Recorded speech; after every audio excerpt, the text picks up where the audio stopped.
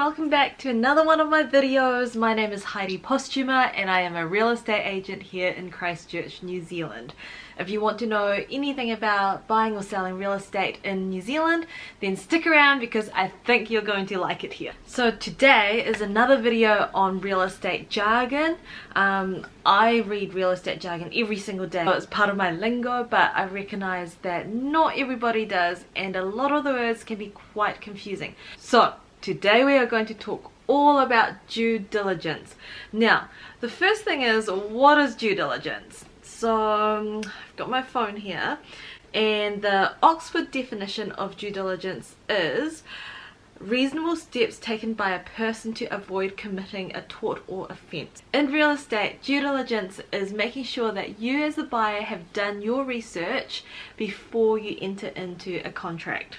Now your due diligence will look slightly different depending whether the property that you're going for is an auction or a deadline. Because an auction is cash and unconditional, you need to do all your due diligence before that auction date. So that means from the time that you see the property and that you've decided that you want to go for it to the time of the auction date, you need to have done all your due diligence and ticked off all your conditions before that time or before that date, so that come auction date you can bid confidently knowing that all your due diligence are ticked off. Now for most of the country I recommend you tick off 4 things on your checklist.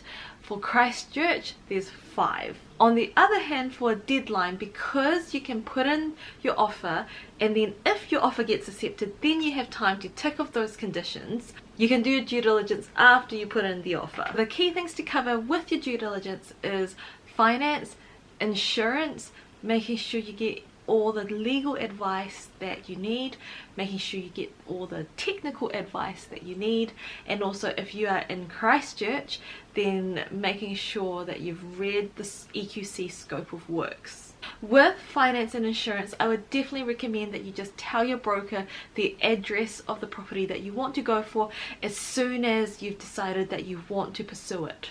With legal advice, if it is an auction, then make sure that your lawyer has read through the auction agreement prior to the auction and that they've approved it. You don't want any surprises come auction day. If it is a deadline and you're filling in a sale and purchase agreement, then make sure that there is a condition that it's subject to your solicitor's approval somewhere in the contract. Technical advice can mean a number of things.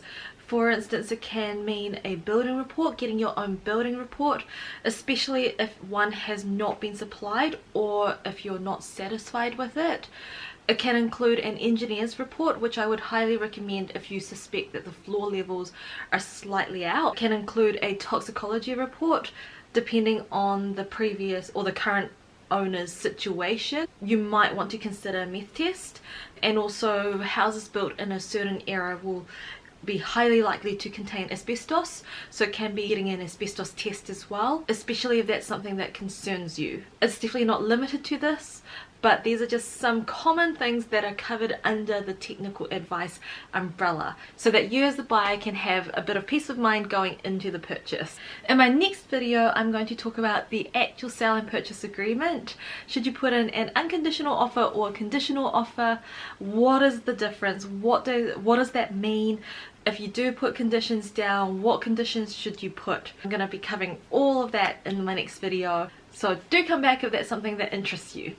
Cool, well I think that's it for this video. Thank you so much for watching. Bye!